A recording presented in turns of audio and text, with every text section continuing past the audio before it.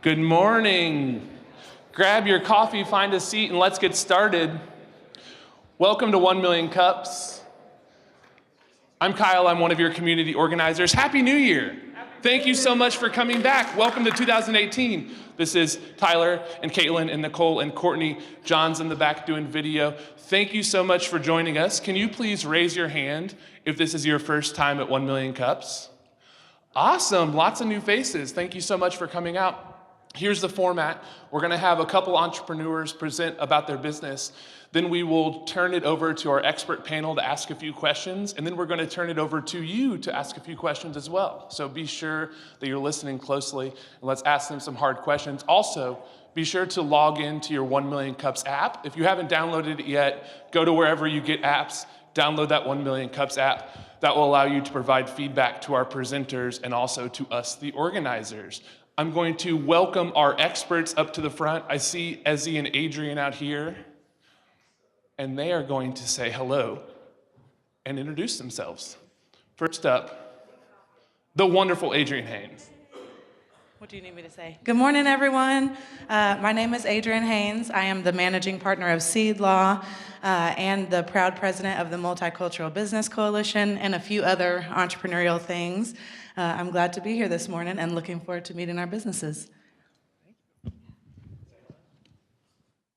Hi, my name is Ezzy Redwood. I'm a partner in Wings Cafe and co-founder of 2030 CEO for 20s and 30s-ish entrepreneurs and Rise Fast. And I'm happy to be here as well. All right, thank you both for joining us. Let's have a warm welcome for our first presenter, Toli Gaumson with Fast Democracy.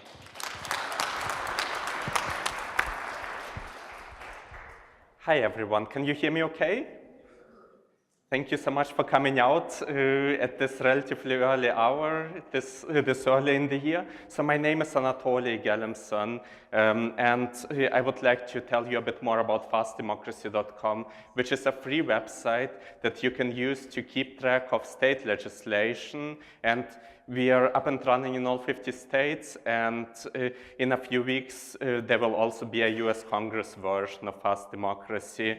And many of you probably actually know this problem. Some of the most sweeping changes to our way of life happen at state level. You know, US Congress is relatively inefficient, but in states there are often clear majorities. This is in particular true in Missouri, and a lot of bills get passed, and some of the bills might be bills that you might not agree with. And if you wanted to find out what is actually going on in the state legislators, it can be a full-time job for you as a regular person. Just to give you an idea, so 2018 has just started, and there are already over 1,000 bills in Missouri, and about 300, 400 of them are of a controversial nature. So on topics like abortion, tax reform, immigration, you know, gun control, things that many people care about. And the general public often learns about those state bills when those bills are about to become law, when they're about to be signed. This is when there's a lot of press coverage. But by that time, you've lost out on 9 out of 10 opportunities to do something about those bills. And if you really want to effect change, then you need to know what to do and when to do it. And that's how it currently works for you as a regular person.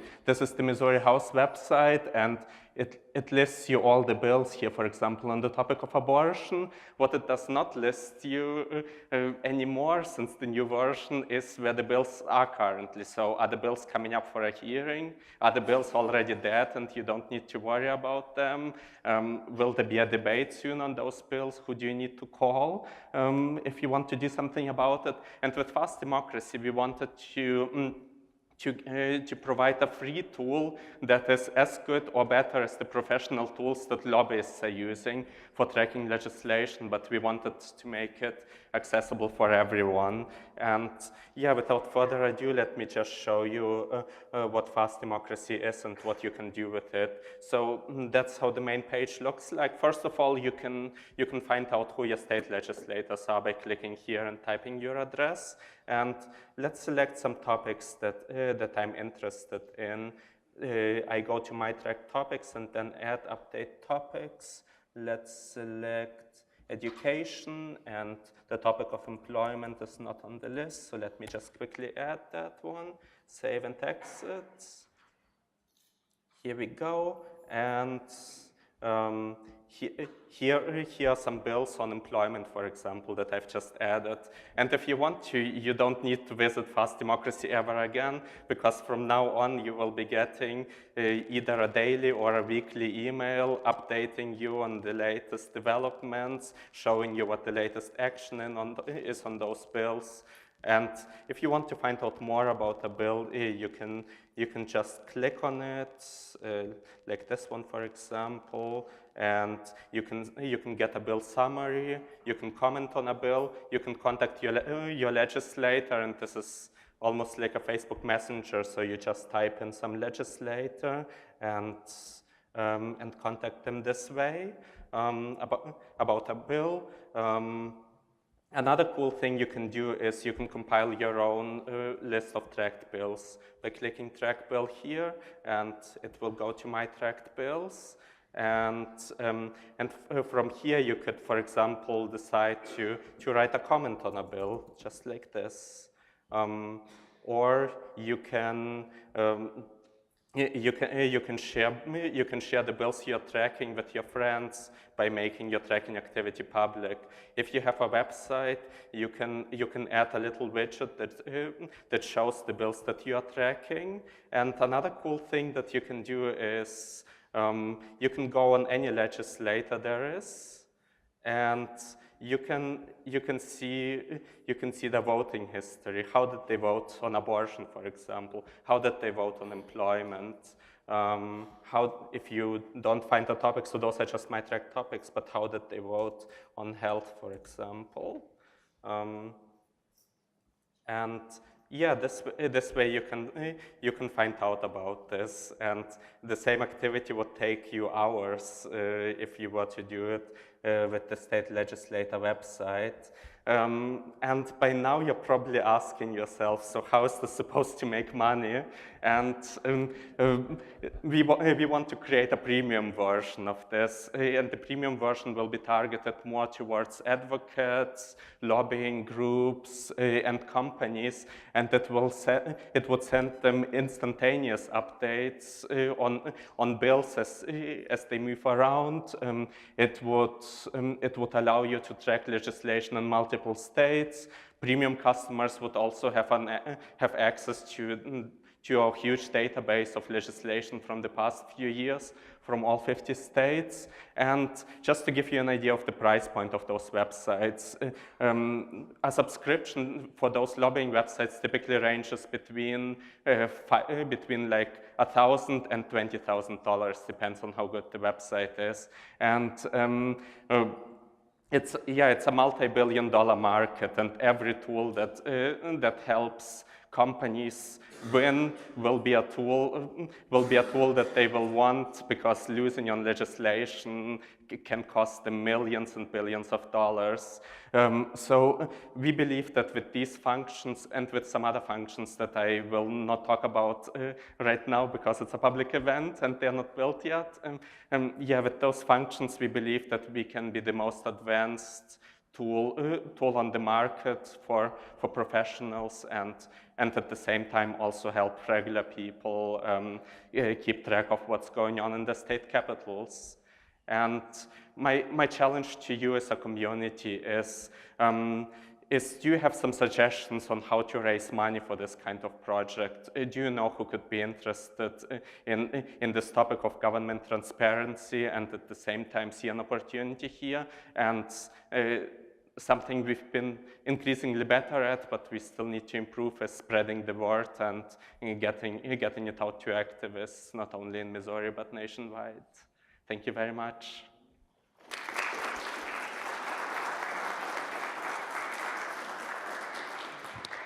Thank you, Toli. We will start with a few questions from our expert panel. Hi, great presentation. So how exactly are you all getting the updates, and what's the lag time between when something gets scheduled on a docket and when it shows up in the site?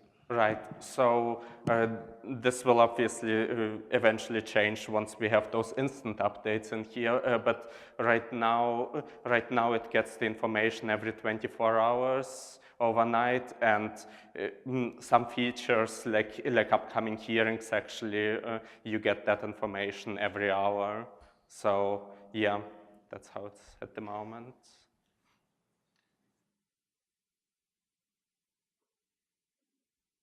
Great presentation. Thank you very much. I really love the email updates and the track to bill feature. I think that's really important for people to be able to stay up to date. What I didn't hear in your presentation is what got you involved in this space. Can you tell us about that briefly? Oh, absolutely. So Fast Democracy would not exist without my wife. She is the legislative and policy director for a major civil rights organization here in Missouri. And she at one point, exactly 1 year ago, actually had this problem that she was tracking over 400 bills at the beginning of session. And she was using one of those expensive tools to do this. The tool is called GovWatch. And with that tool, she didn't have a way of keeping an overview of those 400-ish bills. So she had to click on every single one of them, essentially, to find out where they were in the process. Then I made a solution for her. But then we quickly came to the realization that this was a problem that many people were struggling with. And regular people don't even have access to those expensive tools at all, so they have it even worse. Sure. And you must have read my notes about how does this make money. I understand the revenue model and what other organizations are paying. Where do you think you're going to fall in that price range? You said 1,000 to 20,000. And then is that the only revenue stream? Is people paying the subscription price, or are there other ways that you plan to generate funds as well? So we are thinking of something like 5,000 per year for this kind of service. And yeah, as mentioned, we will make it. We are working closely with lobbyists, and we will make it such that it's worthwhile for a professional to pay this kind of money for it. Sorry, I forgot the second part of your question. I think it was other monetization methods or revenue streams. We are thinking about this. So we are currently in the process of getting a community together. And once we have a community, maybe there'll be revenue streams that we haven't even thought about. What we are a bit hesitant to do is advertisements, because, you know, right now it's a nonpartisan organization, and it just pulls the information from the official websites. But once you have a vote Hillary or vote Donald Trump advertisement on there, it suddenly becomes a bit less trustworthy. So we don't want to do that. Okay. All right, thank you, experts. We're going to turn it over to you guys for questions, so please get those hands up. I'll get us started. You mentioned one of your next steps is building a community and getting more traction within the activist and also legislative communities. What's your theory on how to make that happen? Well, we've been doing a lot of presentations, and it's also about word of mouth. So actually, this Saturday, I was presenting at an activist event, and the next day I woke up and the number of members more than doubled in one day, essentially. And yeah, it's starting to take off. We don't have many funds for advertising at the moment, but we are just hoping that with a lot of presentations and with the word of mouth that activists will understand what it is, and hopefully get hooked on this kind of tool. Question over here on your right. Hi, nice presentation. So I had a chance to look at the website last night. It looks very good. I'm curious, other than differentiation as far as price goes, what are your other differentiating factors? If I'm using one of these tools right now and you come to me, what are some things you can tell me why I should actually buy your product versus something I'm spending more money on?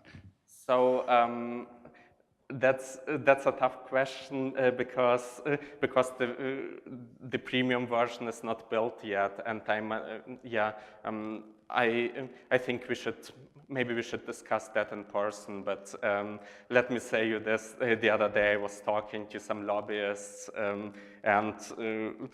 one of them said, if you say that if you do exactly what you've promised you will do, then I'll buy this immediately from you for $5,000 a year, and we think that there's a lot that can be done in this space. Oh, and the other thing that is a differentiation is that this service is user-friendly, whereas many other bill tracking websites kind of look like they were from the early 2000s, and they kind of, many people are frustrated with the way some of those websites are designed.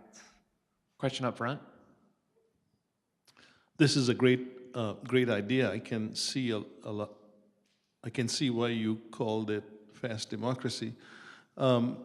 So the free app only works for one state. Is that correct? That's correct. Okay. So have you thought about other political entities, for example, city councils or county commissions? Because in many times that's where a lot of the grassroots, where people can see benefit from actually doing something. Most people feel like they can't do anything about what happens in Washington. Mm-hmm. Absolutely, that's a great question. And yes, we have thought about this. Obviously, we would need some initial seed funding, and we would need the capacity to include the major metro areas. So yeah, once there are resources, this will be very high up on the bucket list. And the idea is that eventually you'll be able to get updates on what's happening in Congress, what's happening in your state, what's happening in your city, and then even maybe what's happening on school boards, or what's happening in all government entities. Everything in one email, everything in one place. That would be a dream. Got a question for you in the center. I think this is fantastic. I really feel like there's an awakening going on about people wanting to be involved in their democracy. And so from the app standpoint, I know just as a citizen, to go to a website to track, to have an app on my phone, because I live on my phone, would be so great. I use Resist.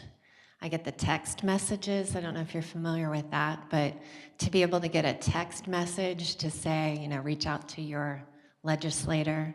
Have you thought about adding that into your program? So, right now it's not an app. You will get an email once you contact your legislator, and they can also respond to those messages that you send to them. Regarding an app, also absolutely. Right now, I think the higher priority for us is starting to make money building the premium version, because an app is obviously also on the docket, but again, resources are needed for this kind of thing to do. Question on your right. I'm interested in how you're getting the information daily. It's tagged. Are you tagging it? How's it polling tagged? Is that getting pushed to you through government services that you're just skimming? And then my second question, or my second suggestion or thought is, as a former educator, teachers would eat this up. How do you skin that to a teacher who can build it for a student? We're a really easy bunch to adopt, and it spreads like wildfire.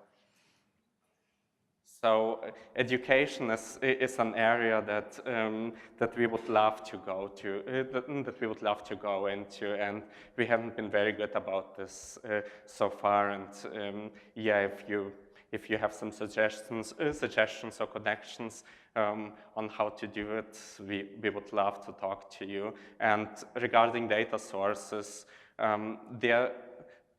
So there are two sources. One is a project called Open States, which brings all the information from all the different states into one unified format, and that's what we have been using until now. And we have recently started to develop our own thing because we were just not happy with the data quality of Open States. So. Yeah, you will find we are partly still using it, but for Missouri it's entirely our work right now, and for other states it will be more and more our work as well because we want excellent data quality essentially. Question for you right here. This looks like a great idea, and it seems like even to a novice that there's a market here, or potential market. Do you have a plan for a potential investor to say, hey, what would my investment buy in terms of your seed round, milestones, that sort of thing?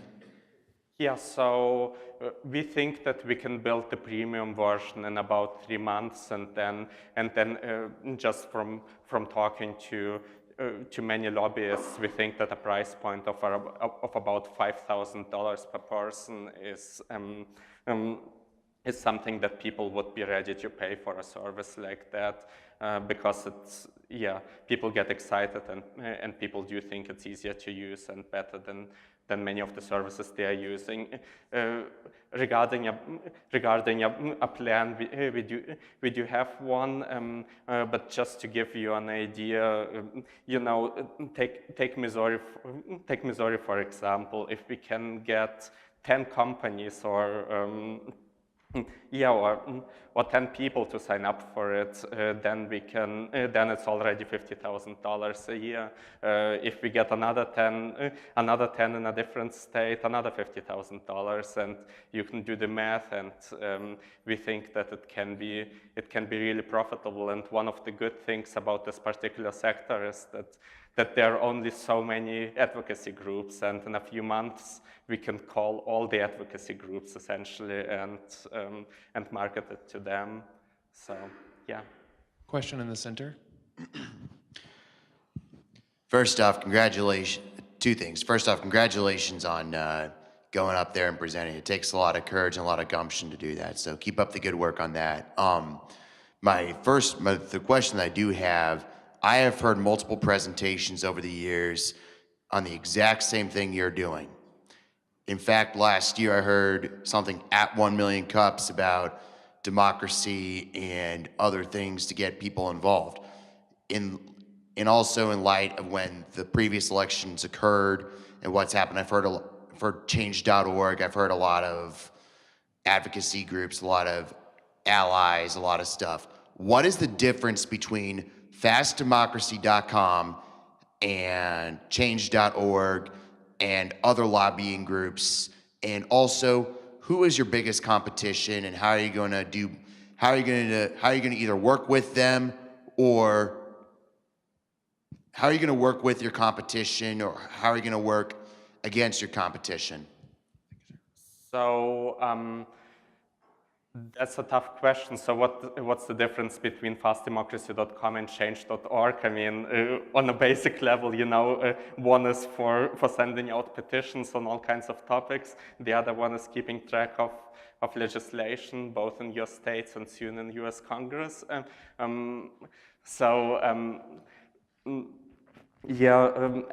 when it comes to competition, there are obviously already lobbyists bill tracking tools. There's GovTrack, there's GovWatch, there's BillTrack 50, and they are the current competition that there is. But on the other hand, to some extent, we also think that we can do better, and we also think that the free service that we offer can undermine this competition, and we will want to focus on not only delivering the information to you, but analyzing that information and bringing this field of advocacy from a field of Excel spreadsheets to a field of smart action and smart analytics. So that's how we think we can get an edge. Yes? Another question for you. One, I love the logo. I think it's really good. That wide eye on the eagle is fantastic. But my question is, can you tell me something about what you think the mix of sort of individuals using your platform would be versus these premium organizations? And why aren't you sort of talking about, a lot of individuals would have a lot of interest in bills that these premium organizations would. Why wouldn't you sort of sell that user data to the premium customers so they could find volunteers or things like that? Right, so we want to establish trust, in particular since regular people don't know this, have never used a platform like this for keeping track of legislation. And we say relatively explicitly that we will not sell any of your tracking data or any of your names or any of your email addresses. We are very hesitant about that. At the same time, what we could do as another way of monetization once we have a community. Maybe politicians want to communicate with you, and maybe you want to receive correspondence from those politicians. Think how many people are following Bernie Sanders, for example, or Donald Trump, for example. And what if those people could sign up for those notifications by the politicians, and those politicians would then, or their campaigns would pay some money to get in touch with those people and to recruit those activists. So basically, yeah, unless you sign up for something, we don't think that they should receive any of your data. But if you follow a certain person, for example, then there could be innovative ways that this politician can get in touch with you, and that could be another way of making money. Question back right. I just want to let you know this sounds wonderful, and I've been wanting something like this exact idea for several years now, because I have no clue, and I'm like, why isn't there a place out here I can learn all these things? And my main thing would be to say, first of all, the app idea, I would definitely go with that. That's something that would sell me on it right there, right off the bat. But making sure that you have the integrity, that I know that the information I'm getting and the website I'm going to is always going to give me the correct information up to date, and that I'm not going to have to worry about, are you getting your information from the wrong source? Are you making sure that everything's there? That would be the one thing I would say would be your biggest thing, would be the integrity of your information and your clients and such. So I want to thank you for doing this. It's wonderful. It's something we need. Thank you very much, and absolutely, I'm completely with you on integrity of information, and we are doing our utmost to make sure that the information you find on the website comes from official sources. If there are summaries of bills, then they come from nonpartisan commissions. If there is you obviously have easy access to the full text of a bill, for example, and we are very concerned with data quality, and we will be we are putting a lot of resources into that, and once we have funding, we will be putting a lot of resources into providing the best, most reliable data there is. Anatoly, we want to see you be successful. So our last question to you is, what can we as a community do to help you? So I guess each one can do different things. If you know someone who would care about this, be it in the field of education, be it in the field of investment, be it in the field of activism, then I would love to get in touch with you and hear from you about this. There's a lot that can be done in this field, and we are very excited about the prospects that it's getting us. And just from the questions, we've noticed that there are a lot of potential problems that need to be solved and a lot of opportunities in that field. So if you have ideas or if you know someone who knows someone and would be interested in something like this, or if you just care about your democracy enough that you want to see this project grow, then come up to me and I would love to talk to you. Awesome, thank you. Thank you.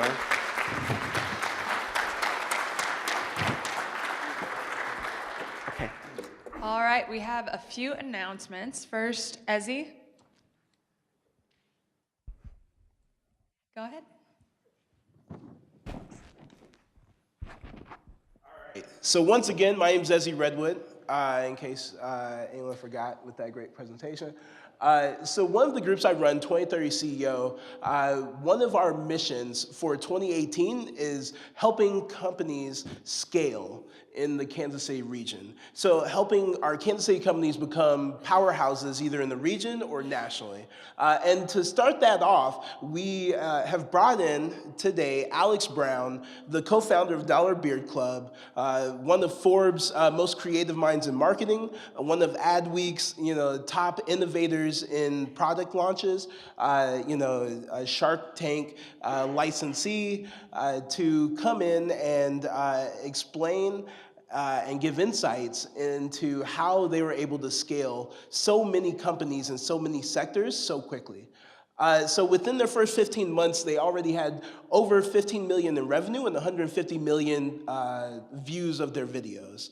And they've been able to consistently do this. So we wanted to help bring some of that magic and insight into the Kansas City market. So that'll be happening tonight from 5:30 to 7:30 at WeWork Kerrigan Station. And it should be on the announcements, but if you want to check it out right now, the Eventbrite is dbckc.eventbrite.com, like DBC for Dollar Beard Club, kc.eventbrite.com. Thanks. Awesome, thank you. Okay, it's time for Mug Club. So if you've been to 1 Million Cups 10 times or more, please raise your hand. If you've already earned a mug, put your hand down. Tyler will come around and find you. I'm going to pick you, sir. Stand up, tell us your name and why you come to 1 Million Cups. My name is Jared Keneally. I've come for over the last couple of years and to become a regular. It's really just because it gets my brain going in the right ways, meet the right people, do my best thinking on Wednesdays. Great answer. Thanks for coming. Thanks for coming. Next, let's welcome our next presenters with Hungary, and it is Kevin and Andy.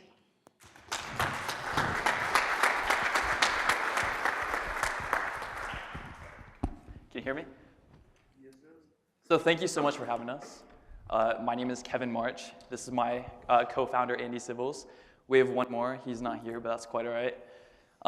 So for a quick introduction, we're not doing anything that matters nearly as much as having a profoundly efficient democracy tool. However, we solve hunger, and that's what we do. So for a little background, myself, Andy, and our third guy, John, we've been friends for 10 years. This is our 6th grade picture. We're all back there, what was that, like 2007? Yep. So it's been a while. We have a great team. We've been working on this. We've been working on a variety of small projects, and this is our first big one together. But for a little bit of credibility, so since we're all in college, here's a little bit of background for things that we have done and for people who believe in us. So Digital Sandbox Kansas City has funded one of our projects. I'm an E-Scholar with the Block School at UMKC. We've been funded by the MIT Sandbox Innovation Fund.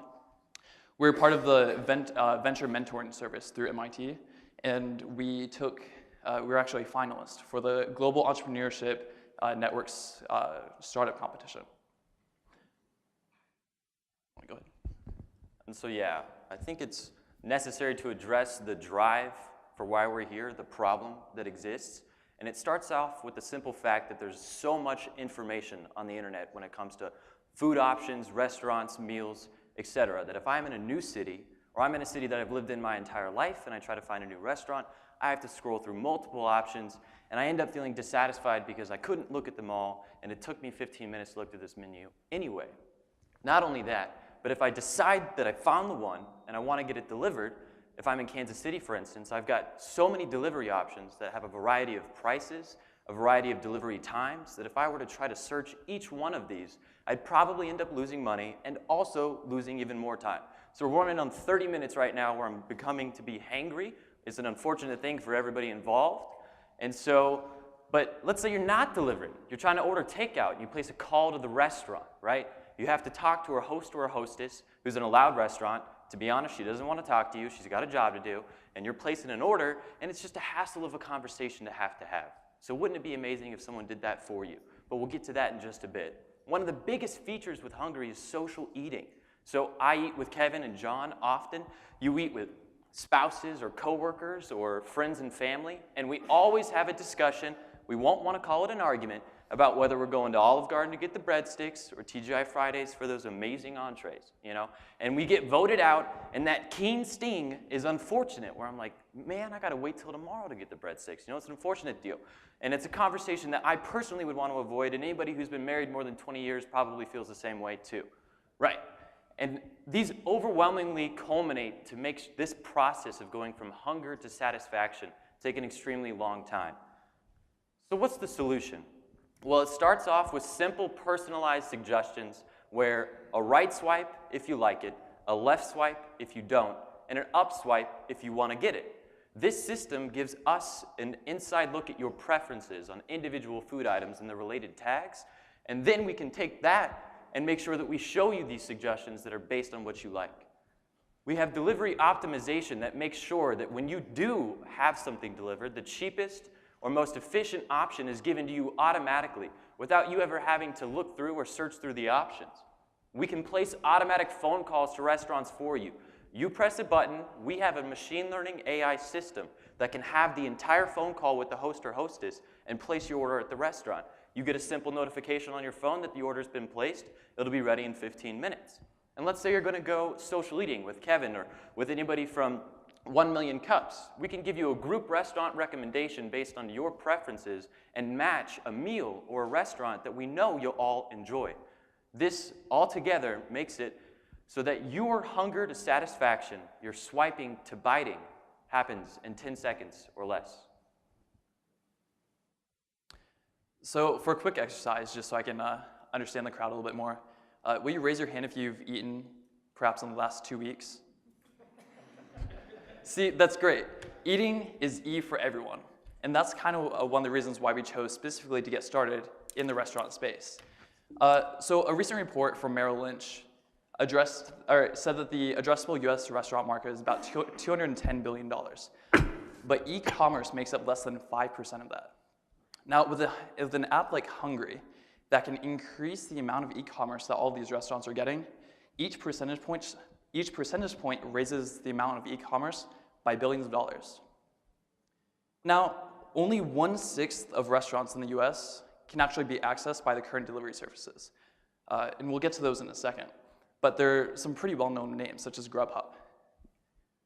But the fact is that the majority of orders that go through these restaurants, other than in person, are over the phone.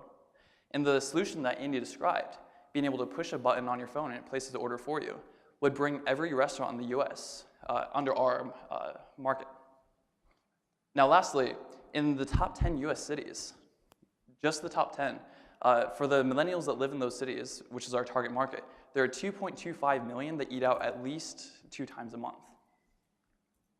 Now, as far as I was talking about the competition, there's some pretty big names that are getting into this. There's Facebook, Google, Amazon. Amazon's partnered up with their own delivery service. There's Grubhub. Grubhub services about 20% of the market. So they've gotten together with TripAdvisor, with Yelp. There's Postmates in Kansas City. There's Deliv, DoorDash. Everyone's getting into this space, and it's very exciting.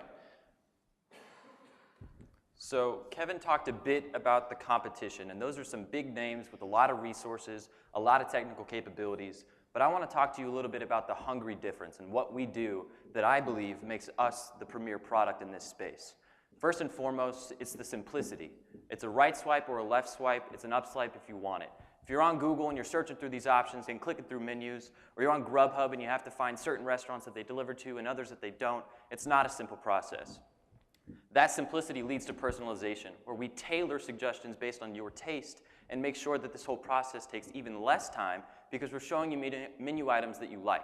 And we tag this to what day it is, what time of day it is, a whole host of variables, altogether culminating in efficiency, an efficient system to get you from hunger to satisfaction. But that's not where we stop. When you have so many users together, we create a community, like the one that we find ourselves here today, a hungry community, where the problem that has been around for millennia of what am I going to eat, how am I going to get it, hasn't really been revolutionized in the past 100 years, if that. We attempt to finally solve that problem in such an extent that we don't have to worry about what am I going to eat today. And as a company, we have intellectual property on the methods and systems through which we solve these problems. And that allows us as a company to leverage growth strategically through this market and make sure that we have a good road moving forward. But with all these things said, we're not, it's not befallen on us that we have challenges to face. One of which, and I'm sure we'll get many questions about this, is the database. How do you track the data? It's dynamic data that changes based on surge pricing, based on geographic changes in price, et cetera, et cetera. And this is something that we've looked at extremely, hardworking in a sense. But John, Kevin, and I don't have experience when it comes to strategic partnerships on a long-term scale, like a Forbes 500 scale. We don't have that experience at all, literally at all. And so when we're talking to you here, we're looking for people that have had business partnerships that have existed before, where you link an app through another business and you guys have an agreement or a contract on who's going to pay who and what. And the legal inexperience that we have creates a need from you. And that's amazing that you were talking about the seed investment legal firm that you're the head of. That's like a dream come true for us at Hungry. And so that's where we're at today. We've got a lot to be proud of, a lot to look forward to, and a lot to overcome. So that will wrap up our part of the presentation. We can go to questions. Our contact information is at the bottom for our email. And if you would like to test out our beta, you can go to y'allhungry.com. Trademark, just kidding, we don't have a trademark yet, but we're getting there. Thank you.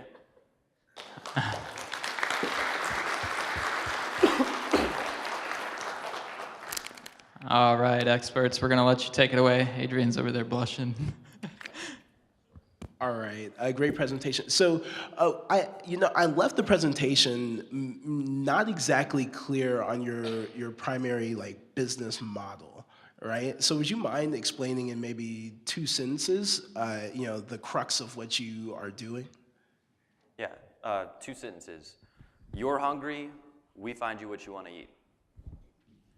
Okay, and so are you using, is it more of like a Pandora model where, I like a certain plate? Do I do it plate by plate, or do I do it, food type by food type, like Mexican, or, maybe I like enchiladas, but I don't like, chorizo, something like that? Like, how exactly does that part work?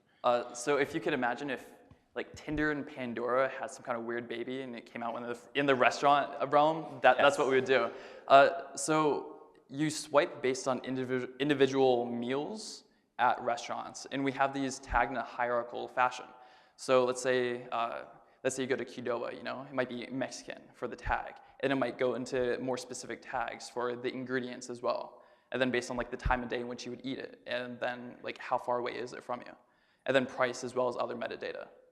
So it's very specific for each one, and then we can run some data analytics on the background, like PCA, to kind of get at the core of what people like. And does that incorporate reviews? Like, is it tying into Yelp, or is it tying into Google reviews, or how does that aspect work? Yeah, not quite. Our main system and the simplicity that we bring to the system is that we present you with a food item that has the associated tags that Kevin was talking about. And if you swipe right in our algorithm, it ups it for your preference. If you swipe left and you don't like it, it makes all those tags go down in our preferences. And if you up swipe, it's a decision swipe, meaning you wanted to purchase it. It confirms the algorithm and gives it a little bit more magnitude. So we don't have a place where you got to read through reviews and see what everybody thinks about the restaurant and all that stuff. What we're looking for is a tailored system that strays away from where you have to read through a bunch of stuff of what other people think and get a system of what you like and don't like.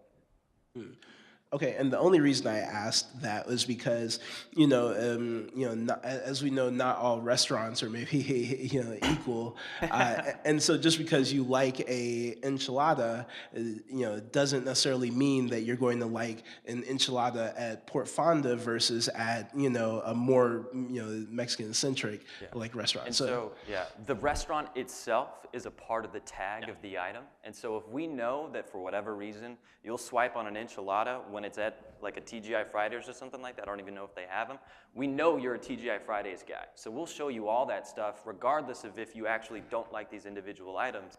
We're like, it makes sense that this guy just has something for the brand, And so the restaurant has its own official tag that becomes a part of the algorithm. Okay, and with the food item being such an integral part of the process, does that then rely on the restaurant to take a picture of every food item they have, and then would they need to update that when their menu changes, and would they log into to a system to take down the old stuff, or is that something you would do, and what happens like to that data when they update their menus?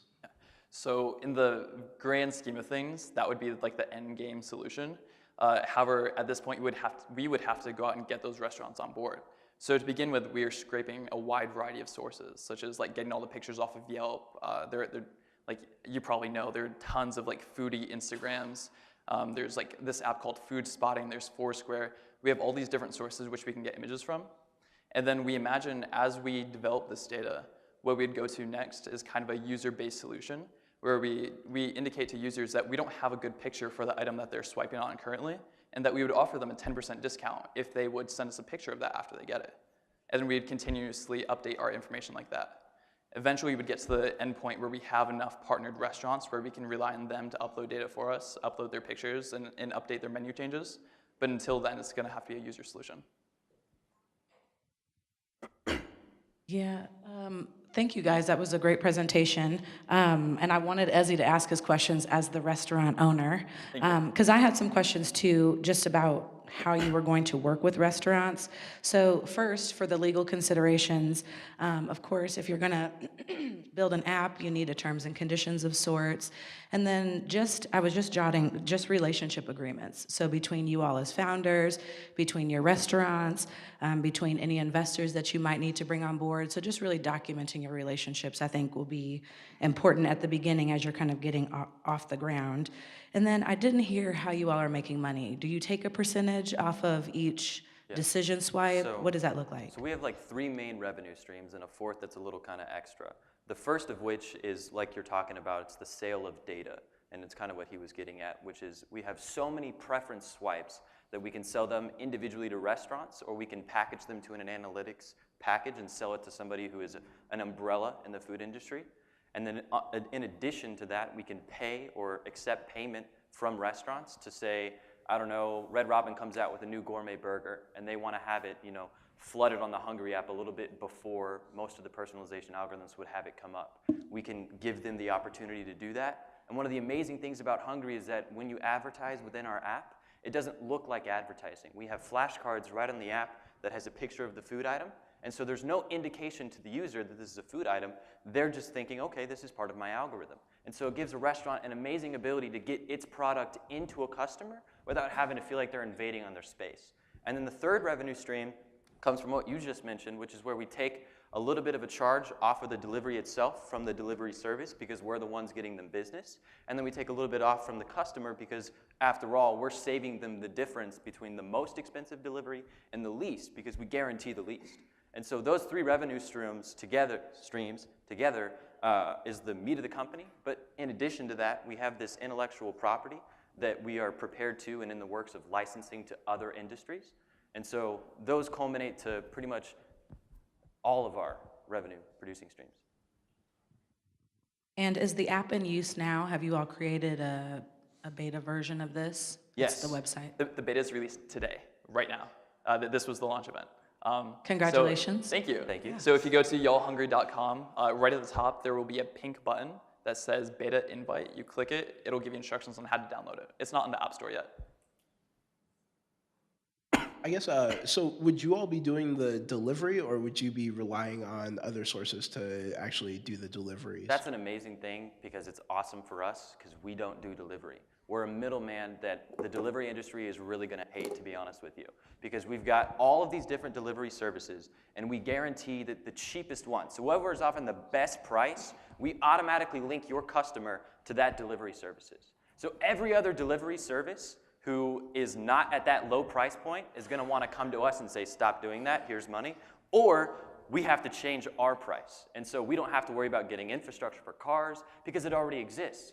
And it's pretty amazing that no one has tied these systems together yet, but you see it in other industries like kayak with the airline industry where we're going to make sure you get the cheapest ticket. Well, we do that for the food delivery industry.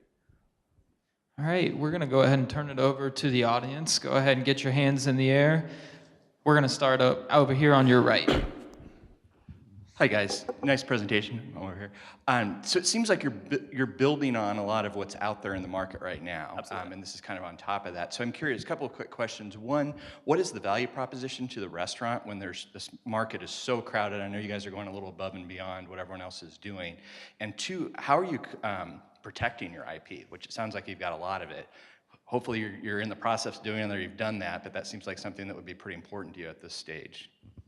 Well, to go with your second question, protecting our IP, we're in the process of acquiring patents for that right now. So if there's anyone in the audience that has advice for how to best protect our intellectual property, that'd be great. That's going to be one of the things that we would like to ask for. However, our value proposition for the restaurants is that one, with the data analytics, we can go to Chick-fil-A and be like 77% of users who are, I don't know, white males, ages 37 to 42 in Kansas City, swipe right on your chicken sandwich. However, within the same demographic, 85% of them swipe right on the sandwich at McDonald's. Here's why. And then in addition to that, we can say, you've got 80% of people swiping right, meaning they like your food, but 1% purchasing it. What's the gap and why is that there? And we offer explanations to that. Question in the front. Hi, thank you for being here and presenting. It was awesome. So I know you said your target audience is everyone who eats food. Yeah, Okay. we wanted to go small. Yeah.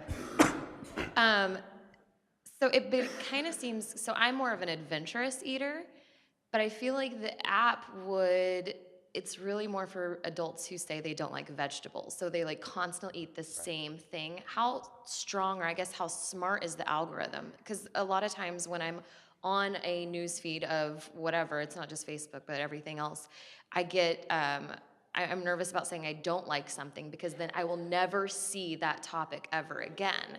So if I say I don't like, whatever this random food is, it will never be suggested to me ever again. Thus, my food preferences, I will never go outside of that realm. So it kind of operates on a distribution. So the more you swipe right on cheese, the more often you swipe cheese, but it maxes out that distribution. So you will only see cheese, if you swipe right on cheese every time you see it, you'll still only see it a maximum of 75% of the time. And then you'll still see things outside the range of what you like, because we don't want to just hammer in on what people generally like. We still want to be able to appeal to things that they might want to try today, or the restaurant that they might want to go to tonight. Maybe they're really in the mood for Indian food, but they're not usually. That's something we can take into account as well. Yeah. And that opens the door to something that I really wanted to mention is that we can, as a profile, you would have what we call your taste profile, which is all of your swipes and your preferences. Other people on the app, let's take, for instance, I don't know, Dwayne "The Rock" Johnson would have a taste profile, right? And he eats certain items, and so swipe like Dwayne today, and we can show you the items that he likes. And so if you're feeling spicy and you want to go do something fun, pick a random person you know, or a random famous person that's eating out at these amazing places, and we'll give you their taste profile to swipe with. And so adventuring is really capable in the app. If you want to eat like Obama, or eat like your congressmen who are pushing those bills through, you can do so with Hungry. Yeah, they say you're supposed to dress like the job you want. Now you can eat like the person you'd like to be. Exactly. Yeah. Maybe not that one. Another question back here on the right. Have you researched or looked at or started contacting the people who would have those outside pictures that you were talking about? So the foodies, the other restaurants that you haven't looked at for using their pictures on your site for profit purposes. Yeah. So that's really our next step. So what we've been doing up to this point is going through and scraping those widely available pictures, such as like going to Yelp and seeing which images are available to us and going to all these other websites. Now, starting within the next week or so, we'll be reaching out to smaller sources, specifically within Kansas City. Because what it's getting to is that there's still gaps in the data set that we have, such as not having all the pictures for every restaurant, because no one has that data. So what we're going to be doing is just hitting it city by city, contacting the restaurants, contacting the people who go around and taking pictures of all the food in Kansas City, and being like, hello, can we use your images? Perhaps can we purchase your images? Can we do something to get them under our realm? Can we give you credits to use in our app if we can use your pictures? And then there's one interesting model that we haven't really looked through, but every time that a food item gets brought out in a restaurant, like my girlfriend's a waitress, you know, and she sees the food full on before she brings it out of the kitchen. If we pay waiters and waitresses to take a picture of that before they bring it to their customer, I mean, that's an awesome model for them to make money in a job that doesn't always guarantee wages, and we get the pictures that we need, you know, just floating ideas. So no lack of an ability to solve the problem. Definitely. Question in the front. Yes, so imagine I'm having a quiet night out with my wife and I order a burger, my wife orders some Thai food. Will the two come from different delivery companies and will there be a delay? Or say I'm ordering a burger, but I'm also ordering a spinach and artichoke dip. One is cheaper on Grubhub, the other is cheaper somewhere else. Will the two come from different services? So we just see which is cheapest in a combined service to make sure you can all get it at the same time. Yeah. Because similarly to eating at a restaurant, they would never bring out all of the party's entrees at different times. That's kind of awkward. People would be waiting, your food would get cold. We would like to make sure that you all get your food at the same time. So we might sacrifice a little bit on making sure it's the cheapest, but still making sure it's the optimal way of getting your food. So I would receive my food essentially at the same time, more or less. The order is placed as a group order, you know? And so in the same sense that if you delivered for a family of 4, all 4 items come together. But if you and your wife are on different apps using it differently and you want different delivering services, yeah, you're totally entitled to do that, yeah.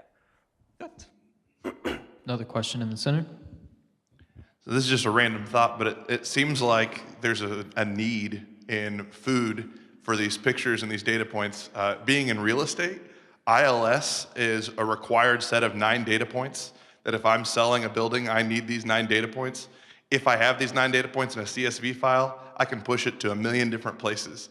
Is there no ILS type service for food? And is there a business in that, in collecting all that data for anyone? We've only found one that seems to have the majority of the data, but they still don't have all of the labeled pictures. Because not only do I need to see like the lasagna from Nona's Italian restaurant, but I also need to know that it is that specific lasagna. We don't need generic images, which is the only thing that we can find so far. So realistically, once we acquire this data, this is also another revenue stream that we can have. And this is something that we're planning as well. And a thing specifically with Yelp is that they have probably the most pictures of any service right now, but they know what people are trying to do in stealing those pictures. And so as far as the software is concerned, I mean, John has communicated to me, I don't personally know how any of this works. But the point is that it makes it really hard to get those pictures from Yelp because those software guys are putting up defenses for that purpose. And so no one is willingly doing that yet, so maybe time to ditch real estate and go do data. I don't know. Please hit us up. Yeah. We would love that. Question in the back. So what is your plan to roll this out to the market and get it in the hands of the masses? Because it seems like that's what you need, a bunch of people to be taking a lot of pictures at the same exact restaurants, so you guys can identify. And then how do you guys plan on solving this major database dilemma? Because you're pulling data from a lot of different resources and comparing it live time. Yeah. So are you guys tied directly into a GitHub, not a GitHub, Grubhubs or the other delivery services directly to their API and pulling their data and then comparing everything? So as far as the timeline is concerned, we'll take that first piece first. This beta, as we said, is released today in Kansas City. And then from there, I'm from Springfield, John's in Boston. And so we'll move out to those 2 or 3 cities as a cumulative beta large focus. And then after that, we're going to put our capital into a major social media advertising where fitness girls and fitness guys and anybody on Instagram that's posting photos will just take one with Hungry, and then we go national from those 3 cities. So it's 1 city, 3 cities all. is essentially our timeline there. And then as far as solving the database problem, like I said, Kevin and I aren't the technical heads on this, but from what we understand about the concept of how we monitor this dynamic data is literally just a matter of having like incredibly well-structured databases in the way that they relate to one another. We've got one of our team members here today that is working on this exact problem and was working intimately with the Postmates API itself, right? And so these restaurant industry companies, we can do business with, we can create deals with. You let us use your API, we'll give you customers, and it's a simple win-win situation. And so once again, it's not a problem that we lack the ability to solve. All right, last question for you guys. What can we as a community do to help you? Let's see, is this the right one? There we go. There are quite a few things that we need. We're young. I'm a biology major. Andy studies neuroscience. John studies computer science. We could use business mentorship. We have a lot of know-how. We can do a lot of reading, but always with people who have more experience than us who are willing to learn. Secondly, legal advice, as we were saying, ways to protect our IP, ways to structure these licensing agreements for our intellectual property, what we need to do to make sure that we're not stealing people's photos. We've already looked into that quite a bit, but of course more advice would be great. Database ideas, how to get as many photos as possible, that'd be awesome. If there are any mobile designers or people who have experience developing web applications, that'd be a person that we'd be very interested in speaking to. We have a couple people on the team who can do it, but we're only limited by how fast we can program at this point. Then lastly, just try Hungry. Do us a favor, get us some data points, tell us how you like it, tell us if you don't like the pictures, tell us if you want different information on there, tell us things that you care about in food, shoot us an email, we'll consider it. Thank you. Thank you for your time. All right, thank you.